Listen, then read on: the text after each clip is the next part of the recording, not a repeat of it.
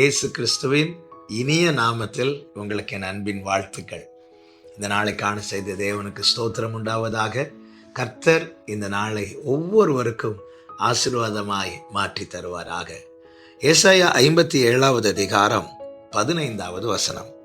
நித்தியவாசியும் பரிசுத்தர் என்கிற நாமம் உள்ளவராகிய மகத்துவமும் உன்னதமுமானவர் சொல்லுகிறார், உன்னதத்திலும் பரிசுத்த ஸ்தலத்திலும் வாசம் பண்ணுகிற நான் பணிந்தவர்களின் ஆவியை உயிர்ப்பிக்கிறதற்கும் நொறுங்கினவர்களின் இருதயத்தை உயிர்ப்பிக்கிறதற்கும் நொறுங்குண்டு பணிந்த ஆவியுள்ளவர்களிடத்திலும் வாசம் பண்ணுகிறேன். கர்த்தருடைய பரிசுத்த நாமம் மகிமைப்படுவதாக. உன்னதங்களில் வாசம் பண்ணுகிற கர்த்தர் இந்த பூமியிலே யாரிடத்தில் வாசம் பண்ணுகிறாராம்? நொறுங்குண்டு பணிந்த ஆவி உள்ளவர்களிடத்துல. என கேட்கிற அன்பு சகோதரா சகோதரி, பல நேரத்தில் நமக்குள்ள எழும்புகிற கேள்விகளில் ஒன்று என்ன தெரியுமா? நான் ஆண்டவரை ஏற்றுக்கொண்ட பிறகும், நான் இந்த ரட்சிப்பின் அனுபவத்துக்குள்ளே வந்த பிறகும், ஆண்டவருக்காக எல்லாவற்றையும் விட்டு இயேசுவே போதும் என்று வந்த என் வாழ்க்கையில ஏன் இப்படி நொறுக்கப்படுகிற அனுபவத்தை தேவன் அனுமதிக்கிறார்? ஆமென். வாழ்க்கையில உடைக்கப்படும் போது இந்த கேள்வி கேட்காத ஒருவரும் இல்லை என்றே சொல்லலாம். ஆமென். பல நேரத்தில் நாம் நொறுக்கப்படும் போது, உடைக்கப்படும் போது, ஏன் ஆண்டவரே உங்களை நம்பி அல்லவா வந்தேன், உண்மையல்லவா நான் சார்ந்திருக்கிறேன், உண்மையல்லவா நான் நோக்கி பார்க்கிறேன், அப்படி இருக்க ஏன் ஆண்டவரே என் வாழ்க்கையில என்னை உடைக்கிற இப்படி ஒரு சூழ்நிலையை நீங்க அனுமதிச்சிங்க? இந்த கேள்வியோடு யாராவது கேட்டுக்கொண்டிருக்கிறீர்களா? உங்களோடு தான் கர்த்தர் பேசி கொண்டிருக்கிறார். உன்னதத்தில் வாசம் பண்ணுகிற கர்த்தர் இங்கே யாரிடத்தில் வாசம் பண்ணுகிறார் தெரியுமா? நொறுங்குண்டு பணிந்த ஆவி உள்ளவர்களிடத்துல. அப்படி என்றால் இந்த வார்த்தையை புரியும்படி இப்படி சொல்ல விரும்புகிறேன். தேவன் சில சூழலிலே நம்மை நடத்துவது, ஆமென், அது நம்மை உடைப்பது போல இருக்கலாம்.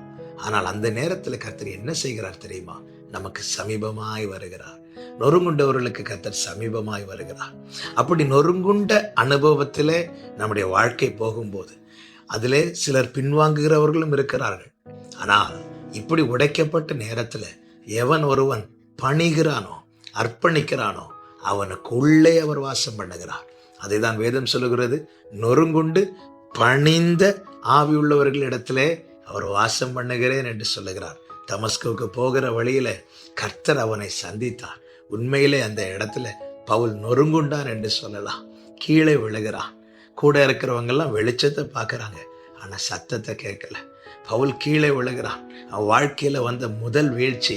இதுவரை வேகமாய் துரிதமாய் எல்லாரும் பிரமிக்கத்தக்கதாய், ஒரு கூட்டத்தார் பயப்படத்தக்கதாய் காரியங்கள் அநேகம் செய்து கொண்டிருந்த அவன் வாழ்க்கையில கர்த்தர் ஒரு வெளிச்சத்தை கட்டளையிட்டு அவனை நொறுக்க விட்டுட்டார். நொறுங்குண்டு கீழே விழுகிறான். அந்த நொறுங்குண்ட அனுபவத்துல அவன் கர்த்தருக்கு முன்பாக பணிகிறான். அப்படிப்பட்டவனுக்குள்ளே கர்த்தர் வாசம் பண்ணுகிறார். கர்த்தர் வாசம் பண்ணி என்ன செய்தார் தெரியுமா? மற்ற அப்போஸ்தலர்கள் செய்ததை காட்டிலும் அதிகமாய் அவனை கொண்டு செய்ய வைக்கிறார். இந்த நாளில் என கேட்கிற அன்பு சகோதரா சகோதரி, உடைக்கப்பட்ட அநேகருக்கு ஆறுதலாகவும் ஆசீர்வாதமாகவும் உன்னை வைக்கவே ஆண்டவர் சில நொறுங்குண்ட அனுபவத்துக்கு ஆமென் உன்னை ஒப்பு கொடுக்கிறார். ஆண்டவர் இப்படிப்பட்ட சூழலிலே உன்னை ஒப்பு கொடுத்தது உன்னை உடைத்து போடுவதற்கல்ல, உனக்குள் இருந்து அவர் தம்மை வெளிப்படுத்த விரும்புகிறார். அதை தான் வேதம் சொல்லுகிறது, நொறுங்குண்டவர்களின் இருதயத்தை உயிர்ப்பிக்கிறதற்கு அவர் நொறுங்குண்டு பணிந்த ஆவியுள்ளவர்களிடத்துல வாசமாயிருக்கிறார்.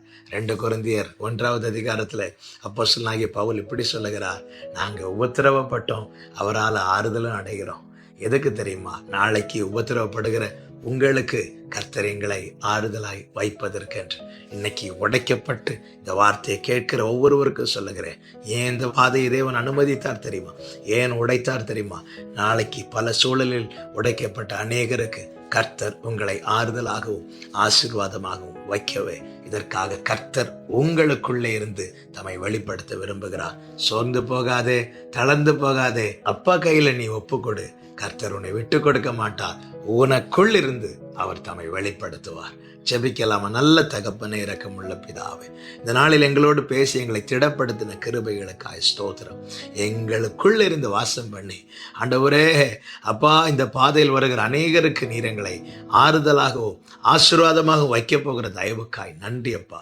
நீங்க எதை செய்தாலும் அதில் நன்மை அன்றி தீமை இல்லை என்பதை இந்த நாளில் ஒரு விஷயம் கூட எங்களோடு பேசின தயவுக்காய் நன்றி. இயேசுவின் நாமத்தில் பிதாவே, ஆமென்.